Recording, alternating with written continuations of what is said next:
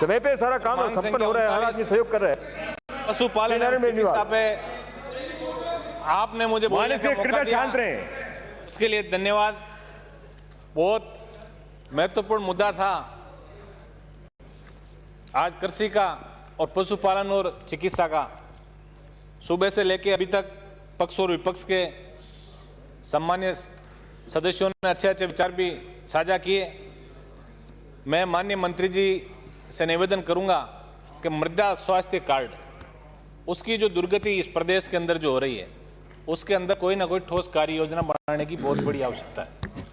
माननीय मंत्री महोदय, आज मृदा स्वास्थ्य कार्ड यदि किसी मिट्टी की जांच कराते हैं तब सबसे ज़्यादा आवश्यकता माइक्रो न्यूट्रिएंट्स की है, और हर जहां लगातार जो सिंचित क्षेत्र रहा है वहां अधिक फर्टिलाइजर की बात वैज्ञानिक कर रहे हैं। तो कहीं ना कहीं इसके अंदर अभी सभी मान्य सदस्यों ने जैविक खेती की बात की। पहले जब छोटे थे तब बड़ा अच्छा कार्यक्रम सरकारों ने चलाया था। एक बेटी बचाने के लिए ये जरूर कहते थे कि बहू सबको चाहिए लेकिन बेटी किसी को नहीं चाहिए। जैविक आपका मन नहीं लग रहा था, बाहर पधारे। जैविक खेती सबको चाहिए, लेकिन पशुपालन से जो शांति बना के रखे, किसान का जो मोह भंग हुआ है सरकारी नीतियों को लेके, माननीय सदस्य इस पे कहीं ना कहीं माननीय सदस्य ठोस कार्य योजना की बिल्कुल अच्छी बात नहीं है। मन नहीं लग रहा था, आप लॉबी में बता रहे हैं। मैं मांग माननीय मंत्री जी से करूंगा, इसके अंदर पशु मेले खत्म हो गए। नागौरी नस्ल के बैलों की यदि हम बात करें, 3 वर्ष से कम बछड़ों के परिवहन पे जो रोक लगी है, और पशुपालन जो घटा है। अभी ऊंट का मुद्दा माननीय अधिकतर विधायकों ने जो पश्चिम राजस्थान से आते हैं उन्होंने भी उठाया।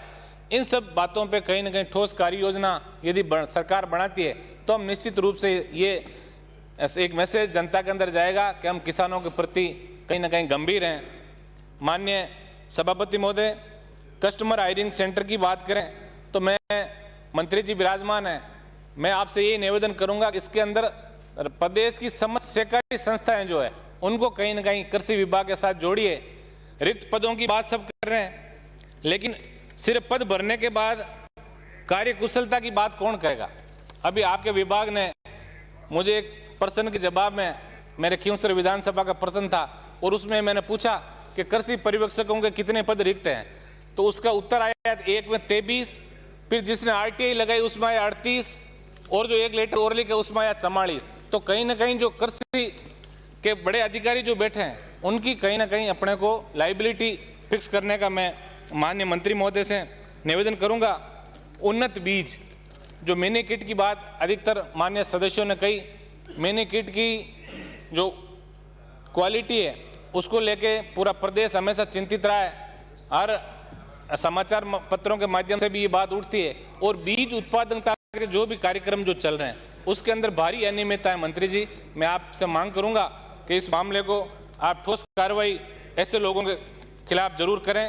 एक कृषि यंत्रों पर सब्सिडी को बढ़ावा जाए, और प्रक्रिया का जो सरलीकरण है, क्योंकि किसान को जब आवश्यकता होती है उसको 2-3 महीने यदि उसकी प्रक्रिया में लगे तो वो निश्चित रूप से बाजार में जाएगा और फिर वो सरकार के भरोसे नहीं रह के और महंगा कृषि यंत्र खरीदेगा। तो इस प्रक्रिया में कहीं ना कहीं सरलीकरण की बहुत बड़ी आवश्यकता है। माननीय मंत्री महोदय, खेती में नवाचार, बूंद बूंद सिंचाई और फव्वारा, स्प्रिंकलर इत्यादि की बातें सभी मान्य सदस्यों ने कही है। इसके अलावा ज़्यादा जो जिस फसल को ज़्यादा पानी चाहिए, अब धीरे धीरे हमें परंपरागत खेती से हटके और नए जैसे पेड़ पौधे हैं या औषधीय पादप है, जहाँ की धरती जो अच्छा औषधीय पादप या उसका सुटेबल है, उसमें कहीं ना कहीं नीति हर जिले और जिलों में भी ब्लॉक वाइज आप बनाने का मैं आपसे निवेदन करूंगा। माननीय मंत्री महोदय, सहकारिता विभाग के साथ सामंजस्य की बहुत बड़ी कमी है। अभी आपकी जो फसली प्रदर्शन जो चल रहा है, जो बीज उपचार, ये हकीकत बात है कि जो बीज उपचार की जो दवाई है वो तब आती है जब बीज पकने को तैयार हो जाता है। तो ऐसे के अंदर आपको सहकारी तंत्र के साथ मजबूती से अच्छा सामंजस्य स्थापित करके, और हम सबका ये प्रयास रहे कि किसान को संबल मिले, उसको सरकारी योजनाओं का लाभ मिले, कृषि विपणन की ठोस कार्य योजना बने। अब जो तीनों कृषि कानून जो देश की सरकार लेके आई है, अभी जब आप इधर से कहेंगे तब जरूर केंद्र सरकार पे कहीं ना कहीं ठीकरा फूटेगा, क्योंकि माननीय सभापति महोदय, सास तो सास ही होती है। इसलिए इस पर भी आपको कहीं न कहीं ठोस कार्य योजना कृषि विपणन को लेकर बने। एक माननीय मंत्री महोदय, पश्चिमी राजस्थान के अंदर सुअरों का बहुत बड़ा आतंक है। बड़े किसानों की सारी फसल जो सुअर और अन्य जो आवारा पशु है वो नष्ट कर देते हैं। तो तारबंदी और सुरक्षा दीवार का जो है इसके अंदर कहीं अनुदान या ऐसी सरकारी सहायता मिले, जैसे किसानों की फसल को अपन दुगुनी करने की बात तो कह रहे हैं, लेकिन उस रास्ते पे चलने की ओर हम अग्रसर हों। माननीय मंत्री महोदय, इसके अलावा हम सभी संकल्प लें कि नागौरी नस्ल के जो बछड़े हैं, जो 3 साल से कम उम्र के बछड़ों पे जो रोक लगाई है, माननीय मंत्री जी भी विराजमान है, इसको लेके एसएलपी कहीं सुप्रीम कोर्ट में हम दायर करें और इस सदन के अंदर ऐसा कोई संकल्प पत्र दोनों दल पक्ष और विपक्ष मिलकर लाएं, ताकि वास्तव में, क्योंकि कि जो नागौरी नस्ल का बछड़ा था वो पशु मेले में 1-2 लाख रुपए का बिकता था। तो मैं माननीय मंत्री जी से निवेदन करूंगा कि इसके अंदर भी कोई अच्छी ठोस कार्य योजना बने और किसानों और कृषि से जुड़े जनप्रतिनिधियों को अंतर्राज्यीय, और मैं तो अंतर्राज्यीय नहीं, जो वास्तव में ईमानदारी से जो कृषि कार्यों के प्रति समर्पित है, उन लोगों को यदि अंतर्राष्ट्रीय लेवल पे भी आप लेके जाओगे तो निश्चित रूप से कहीं ना कहीं विचारों का आदान प्रदान होगा। बीमा क्लेम की यदि हम बात करें तो बीमा क्लेम के अंदर एक छोटी सी सुविधा, यदि कोई अशुद्धि हो जाती है तो पोर्टल पे उसको अपडेटिंग में बहुत बड़ी दिक्कत आती है। ऐसे बहुत सारे प्रकरण नागौर जिले के पड़े में व्यक्तिगत रूप से भी आपसे निवेदन कर दूंगा। इसके अंदर पेस्टिसाइड और खाद, जो रासायनिक खाद आ रहे हैं, उसके अंदर बहुत ज़्यादा नकली दवाइयों का और खाद का प्रचलन बढ़ा है। तो ऐसी कोई ठोस कार्य योजना या कोई ऐसा अलग से कोई विभाग के अंदर कोई मॉनिटरिंग सेल बना के, और जो पेस्टिसाइड नकली आ रहे हैं उसके अंदर भी कहीं ना कहीं आप ठोस कार्य योजना बनाएं, ताकि किसान के जो अच्छे दिन देखने के जो सपने हैं वो कहीं ना कहीं पूरे हों।